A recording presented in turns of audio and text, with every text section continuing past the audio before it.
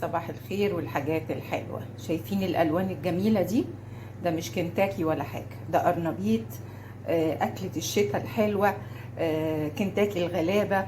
يلا بينا نعمله بمنتهى السهولة. صباح الخير والسعادة. تعالوا النهاردة بقى نعمل كنتاكي الغلابة اللي هو القرنبيط. أنا جبت هنا قرنبيطة، غسلتها كويس وقطعتها. ما بحبش أقطعها يعني قطع صغيرة قوي عشان ما تتهريش مني. حطيت على النار هنا ميه اهي فيها ملح وكمون. هسيبها تغلي واسلق القرنبيط بتاعي لمده 7-8 دقايق بعد الغلي، يعني اول ما الميه تبتدي تغلي وهو يغلي معاها 7 دقايق بس. حطيت القرنبيط اهو في الميه، هغطيه بقى واسيبه زي ما قلت لكم من بدايه الغلي لغايه لما اشيله من الميه بتاعته 7-8 دقايق. الخلطة بقى السحرية بتاعتي اللي بنعمل فيها القرنبيط، انا عندي هنا كوباية دقيق، حطيت عليهم ربع كوباية نشا، وبعدين حطيت عليهم بيضاية. التوابل بقى اللي انت حباها، انا حطيت ملح، حطيت كمون، فلفل اسود، توم باودر وبصل باودر وشوية شطة. تمام. وحطيت معلقة بقدونس زي ما انتم شايفين كده. بتحبي الكزبرة الخضراء حطي، وعندك كركم او كاري حطي. انا حطيت لون اصفر طعام. وهبتدي بقى اعمل الخليط ده بشويه ميه صغيرين. عندي هنا الدقيق عليهم شويه نشا، حطيت عليهم نفس المكونات نفس التوابل من غير اللون الاصفر.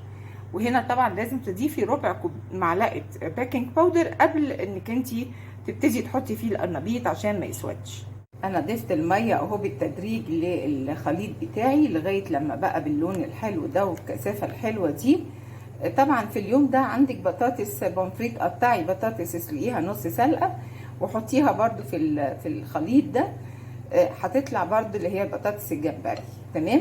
او انيون رينجز او اي حاجه بتتقلي بتبقى في اليوم ده حلوه قوي مع الاكله دي. هنستنى بقى القرنبيط يعني يبرد خالص بعد ما نسلقه عشان نبتدي نقليه. نبتدي بقى، انا حطيت القرنبيط بتاعي اهو في الخلطه، وبعد كده حطيته في الدقيق، ومن الدقيق هنبتدي بقى بسم الله كده اغرقه بس بالدقيق كويس قوي عشان يبقى كريسبي على الزيت. الزيت غزير يا جماعه، الزيت غزير علشان يطلع القرنبيط بتاعي كريسبي وما يطلعهوش طري، ويفضل لاخر واحد لغايه اخر النهار هو لسه كريسبي. شايفين واحنا بنقليه اهو، يعني خلي النار عليه عاليه علشان يطلع متحمص كده وشبه كنتاكي بالظبط. حاجه والله اكله تحفه. كل اكلنا المصري الحلو بتاع زمان ده حاجه روعه. فين القرنبيط؟ يلا بقى قدميه مع بطاطس محمره، بتنجان مقلي، زيتون مخلل، اي حاجه حلوه بتتاكل معاه. والف هنا وشفا. اعملوه وادعوا لي.